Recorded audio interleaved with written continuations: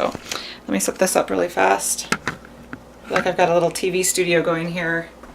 I've got 2 cameras to look at and talk to. So I'm Sarah, Mentor Sarah. You guys hopefully know me by now.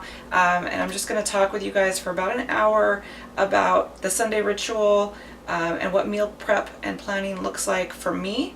And I have a few disclaimers before we get started. One is I'm going to go through exactly my meal prep for the week. So I'm going to talk and I'm going to do some cooking and show you guys some stuff. And it's what I eat. So it's not this is not a secret way to get the official Precision Nutrition Lean Eating meal plan, because there isn't one.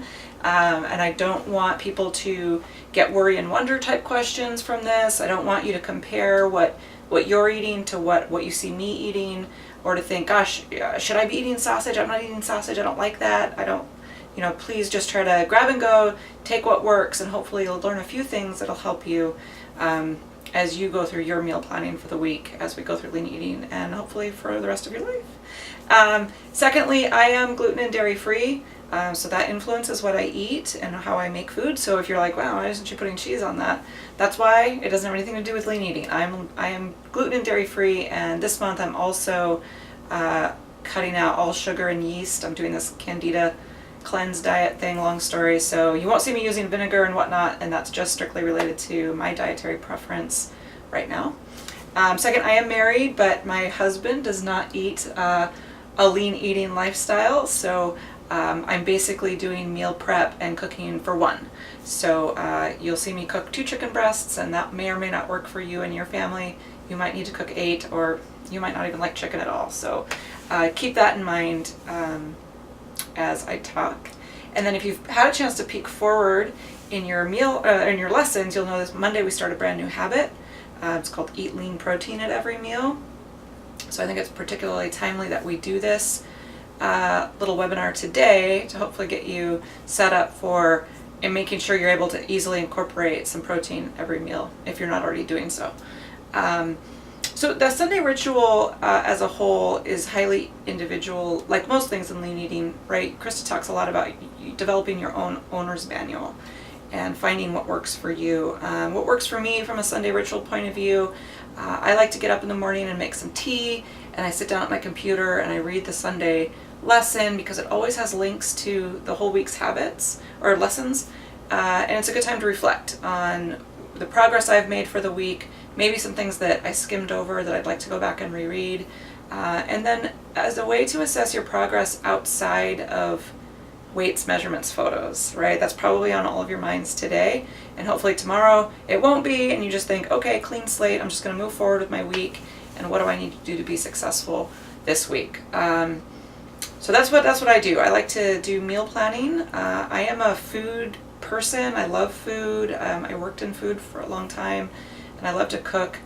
So I love to read food blogs. I love to look at cookbooks and watch the Food Network, and that might not be your thing, but it's my thing, right? So usually throughout the week, I like to browse the internet and look at food, and I collect recipes or ideas on a Pinterest board that I have that I'll share the link with you guys if you care to continue to see what I eat on a weekly basis. I also use Evernote from a technology standpoint to sync a shopping list and a food to make list across all my devices, because I'm kind of a nerd about devices as well. So then on Friday or Saturday, I like to sit down and spend a few minutes thinking about 2 or 3 dishes that I want to make that will reheat easily or that can be eaten cold. I make a list of what I'm going to shop for. I also take a look at my work schedule for the week. So I work full time. I run a business outside of that. So oftentimes I leave in the morning and I look like I'll be gone all weekend, because I have a gym bag, I have 2 meals prepared, I have a laptop, and who knows what else, a book. So I think about how many meals that I need to prepare that I can just grab and go when I leave the house in the morning, because I'm usually in a hurry, right? Because we're all busy. So I have a cheat sheet here that I'm going to look. Okay, so Sunday, I get up, I drink my tea, I go to church, and on my way home, I do all my food shopping. I come home to a clean kitchen, and I get started.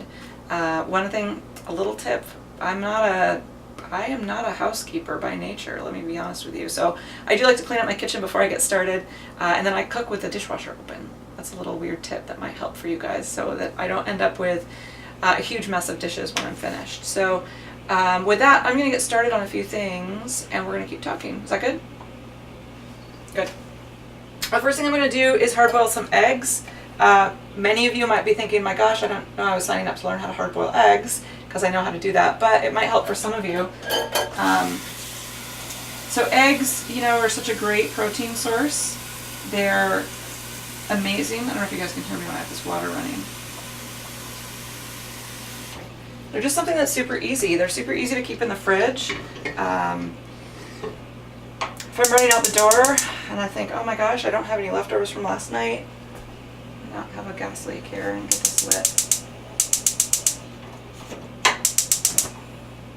All right, step one, multitasking fail. Got that burner lit. So hard-boiled eggs, something I can easily grab on my way out the door. Oh my gosh, I'm hungry. I'm going to be gone longer than I expected. I can just, in the winter, leave them in the car or throw them in the fridge at work. So I just covered those eggs with about 1 inch of water, and I'm starting them to boil. And then when they come to a full rolling boil, I'll just cut the heat, put a cover on it, and set a timer for 12 minutes and let them finish cooking. That's how I hard-boil eggs. I think there's a million ways you can hard-boil eggs, but that's my favorite. So we're going to get that going. The second thing I'm going to do is I've got some chicken breasts. I usually end up cooking a couple chicken breasts every weekend, somewhere between 2 and 6. I do it a number of ways. I like to do them in the crock pot if I'm going to be gone or I don't have a lot of time. Right now I'm going to do a really simple marinade. Like I said, I'm cutting out a lot of things right now, so I'm trying to keep things very, very simple. So what I've got here is a plastic Ziploc bag. You might not be into plastic bags, I don't know. And in it I've got about 1/2 cup of chopped fresh basil that I picked up at the store. And to that I'm going to add a bunch of salt, like a teaspoon of salt, because I like salt. And then I've got a lemon with a sticker on it. And I'm just going to zest up this lemon really fast. I'm going to post these recipes for you guys online. You know, chicken breasts are chicken breasts. They're not always the most exciting food we eat. But you can kind of do these up any way you want. So like I'm doing this lemon, I'm going to put some muscle into this lemon zester. We're never going to get anywhere. I'm doing this kind of lemon basil thing right now. I like to use like cilantro and lime juice and maybe a little bit of cumin to make some kind of Mexican deal. A little tarragon to make it a little French deal, or even oregano, garlic, blah, blah, blah, whatever you like, right? And then I just have some, I'm going to marinate these for a while, and then I'm going to grill them up. I have a grill pan because I'm not going outside today. I don't know what the weather's like where you are. And if you're in Canada or something, you don't want to hear me tell you what my weather's like, because it's probably close to 50 degrees Fahrenheit outside, but it's raining, and I have a Bobby Flay grill pan that I really like using. So I'm just going to juice up these lemons. So what do I do with chicken breasts all week? Anything. I might chop them up and throw them on a salad. I might just take it and just nom on it in a meeting at work. I've been known to eat a whole chicken breast while people are watching me. Big deal. I might throw it into a stir fry or something, or a soup to heat up later in the week. You know, it's super versatile. So we're just going to throw those in there. If I had remembered to grab my olive oil from behind me or over there, I would throw a couple glugs of olive oil in here. But I didn't, so I'm not going to. So now I've got a couple things going already. I'm just going to kind of zhuzh this around a little bit. I think that's a Rachel Ray term, zhuzh. We're going to leave these sit right on the counter because they're not going to be there very long, so I'm going to grill them up pretty soon. Throw that in the trash. So the next thing I've got here are some sausages. Like I said, you might not be a fan of sausage. You might not consider sausage lean protein. I don't really know. I'm a huge sausage fan, so I cook sausage probably almost every week. Right now I've got some spicy pork Italian sausage. You can get turkey or chicken or whatever else kind of things, veggie sausage. It doesn't matter. So I've got a little, this amazing little enameled cast iron pan my husband bought for me for Christmas, which I love. It's perfect for one. And I'm going to throw a little bit of coconut oil in here. I always like to say use the fat of your choice, whatever you like that can take some heat. I like coconut oil quite a bit. I'm gonna get that melting.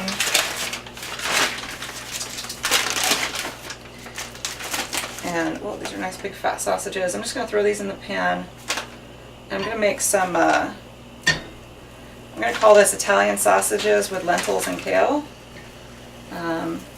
This is a meal that, I actually make this pretty often. I would say once a month. Because it reheats really well, and it's got some extra veggie in it from the kale.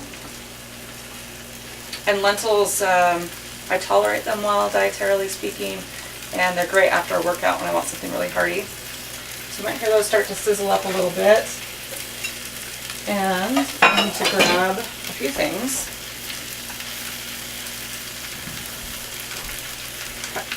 I'm going to grab an onion here. This is super simple. I keep things super simple when I'm meal planning. Of course, I like to say that, and you might hate cooking, so this might not super simple to you at all. Like spending 3 hours in the kitchen is not simple for some folks, but for me, I like it. My lentils are over here.